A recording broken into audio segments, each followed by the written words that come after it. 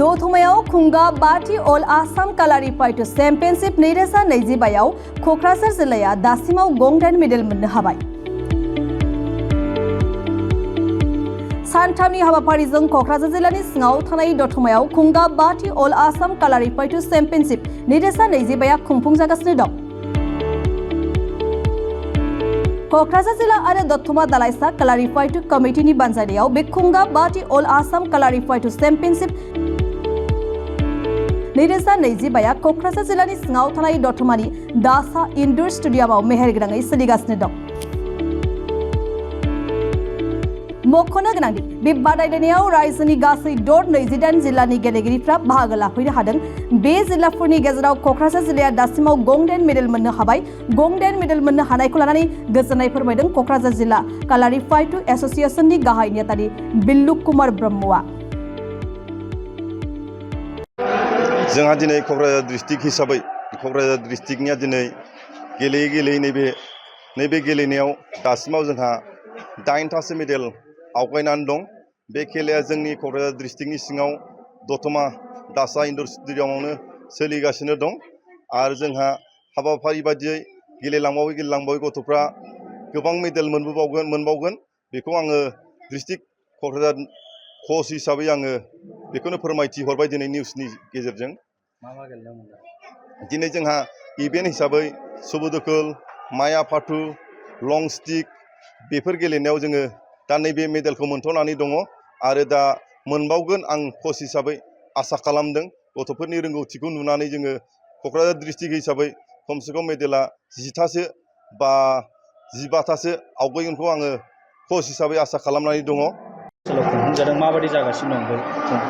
ओरैनो बेवहाय गेम हिसाबै जोङो जायगायारि हिसाबै दतमा जायगानिफ्राय जोङो गोबां सापर्ट मोनगासिनो दं आरो जोंहा बेवहाय 28टा डिस्ट्रिक्टआ बाहागो लाफैदों। डिस्ट्रिक्ट हिसाबैबो गेलेगिरिफ्रा बेवहाय प्रब्लेम मोनाखै, मोजाङैनो बिसोर जानाय लोंनाय ब्रेकफास्ट गासिबो मोजाङैनो मोनजाजोबनानै बिसोरो थानाय उन्दुनाय मोजाङै मोनजानानै बिसोरो गेलेगासिनो दं। दासिमाव जोंनि कमिटियाव जेबो बिसोर कमप्लेन होफैयाखै।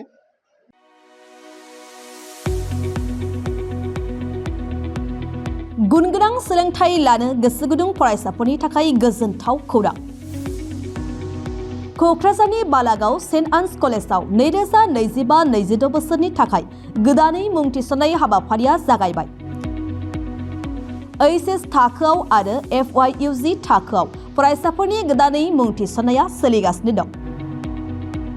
क'क्राझारनि साहा बालागावआव थानाय सेन्ट आन्स कलेजनि HS थाखोआव कमार्स आरो आर्ट्स स्ट्रिमाव इंलिश मिडियामाव गोदानै मुं थिसननाया सोलिगासिनो दं आरो बेजों लोगोसे FYUG एबा 4 इयार आन्डार ग्रेजुएटनि थाखायबो कमार्स आरो आर्ट्सआव गोदानै मुं थिसननायाबो जागायबाय। FYUG नि आर्ट्सनि थाखाय English, Bodo', Assamese, political science, education, economics, history आरो ससिय'लजि आयदायाव मेजर लानानै सोलोंथाइ लानो हागोन आरो बिकमनि थाखाय फाइनान्स, एकाउन्टेन्सि, मार्केटिं मेनेजमेन्ट आरो HR मेनेजमेन्ट आयदायाव मेजर लानानै सोलोंथाइ लानो हागोन। गुनगोनां फोरोंगिरिफोरनि सोलोंथाइ होनायजों लोगोसे बेवहाय बायदि उफ्रा सोलोंथाइबो होनाय जायो, जेरै computer class, spoken English course आरो गुबुन सार्टिफिकेट कर्सफोरनिबो सोलोंथाइ लानो खाबु होनाय जायो। बे कलेजाव स्पर्ट्स फेसिलिटिज, लाइब्रेरि फेसिलिटिज, वाइफाइनि फोनांजाब राहाजों इन्टारेक्टिभनि राहा आरो smart board, classroom, air condition computer lab आरो बेजों लोगोसे माखासे फरायसाफोरनो रिमिडियल क्लासनिबो खाबु होनाय जायो।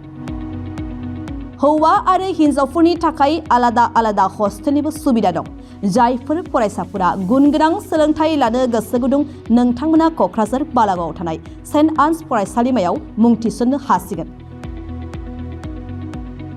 गोबाङै मिन्थिबावनो थाखाय नैबे जानबुं एबा कन्टेक्ट नं 6003786924 आव जगाजग खालामदो एबा सुलाद लाहरनो हागोन।